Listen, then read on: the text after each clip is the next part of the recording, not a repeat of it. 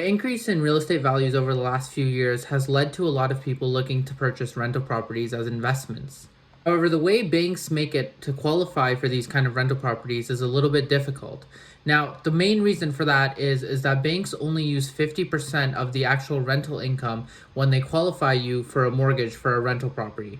So if you're getting about $2,000 per month, the bank is only going to use 1,000 of that when they put it on your application. So it makes it difficult for a lot of people to qualify. Other thing is that banks have rules about basement rentals. Now, it has to be a fully legal basement with a certificate from the city in order for them to use that income to qualify. If it's not, they won't use it. Let's take, for example, somebody who has a household income of about 150,000. They already own one home and their mortgage payment per month is about $2,351. Now, they have the money for 20% down payment and want to purchase a rental property, but their options are a little bit limited with the bank. First, let's look at what they would qualify for with the bank. Now, the mortgage amount that they actually qualify for is about 525,000, and they only want to put 20% down payment. This leaves them with the purchase price maximum of about 675.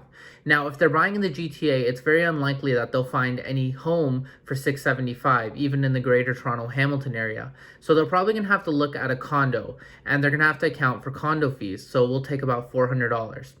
Now, if they choose the rental variable rate option, their rate's going to be about 2.45, and this is not accounting for any rate increases that might happen this year. So their payment's about $2,555.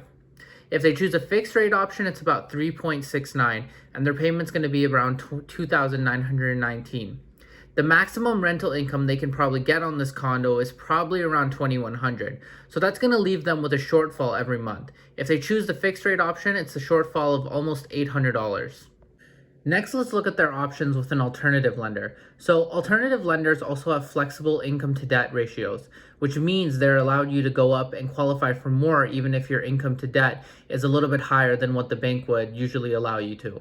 Now, the other thing we said about alternative lenders is that they use basement income even if it's not a fully legal basement, as long as there's a kitchen and a separate entrance.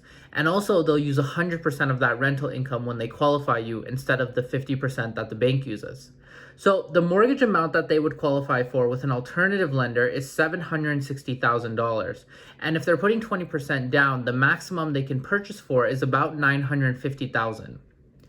Now, they're not going to have any condo fees on this new mortgage because they're probably going to be able to buy a home if they're looking in the Greater Toronto Hamilton area.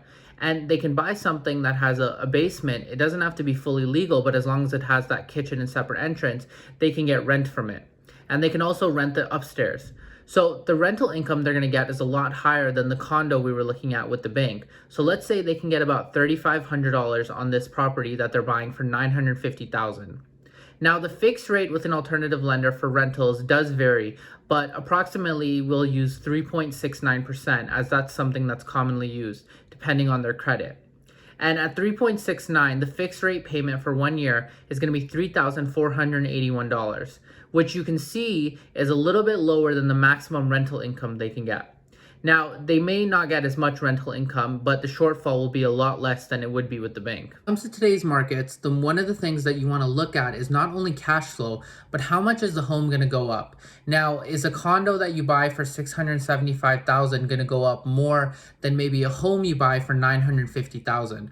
Another thing is you are going to have to come up with that shortfall every month if it's higher. Alternative lenders also offer a little bit of comfort with the fixed rate. Because it's a fixed rate, it means that your payments don't go up based on the prime rate like it would with a variable mortgage with the bank.